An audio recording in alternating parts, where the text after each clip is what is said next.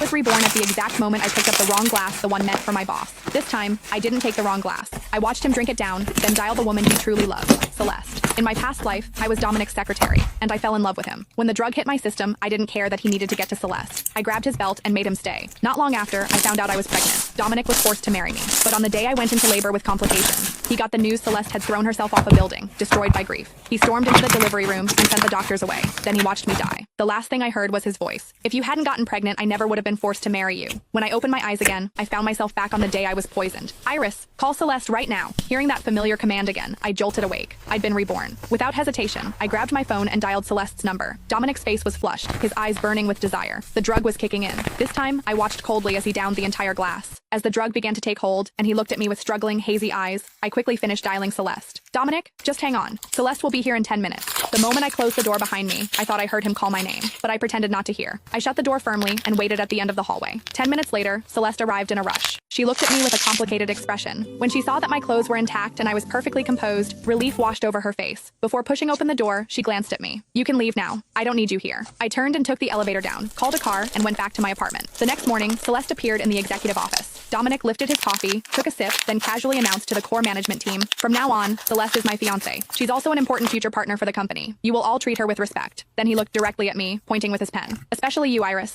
I nodded blankly. Celeste smirked, flashing me a triumphant smile. I pretended not to notice. I gathered the meeting notes and started to leave the office. But just as I stood up, I heard Celeste's voice, soft and wounded. "Dominic, does Iris not want me involved in company affairs? I know how important she is to you. If she's unhappy with me being here, maybe I shouldn't come to the office anymore." Her eyes glistened with tears. She looked as pitiful as possible. Dominic frowned. Before he could say anything, I replied, "Of course not. But if you're not satisfied with me, I'll make sure to stay out of your sight from now on." Without waiting for Dominic's reaction, I walked straight back to my office. Half an hour later, my office door swung open, and there he was, Dominic, staring at me with dark, stormy eyes. Instinctively, I wanted to close the door. I didn't want to deal with him, but Dominic blocked it with his arm, frowning as he looked at me. "Are you avoiding me? Why?" He leaned in closer, studying my face. "Are you upset? Because of Celeste?" I quickly shook my head. "No, I'm happy for you. You and Celeste finally get to be together." His eyes flickered with something unreadable. He seemed dissatisfied with my answer. "Is that the truth? Or are you just being passive-aggressive?" Then he scoffed. "Iris, don't tell me you still haven't gotten over me. 3 years ago at the company party, you kissed me when you were drunk. You think I didn't notice?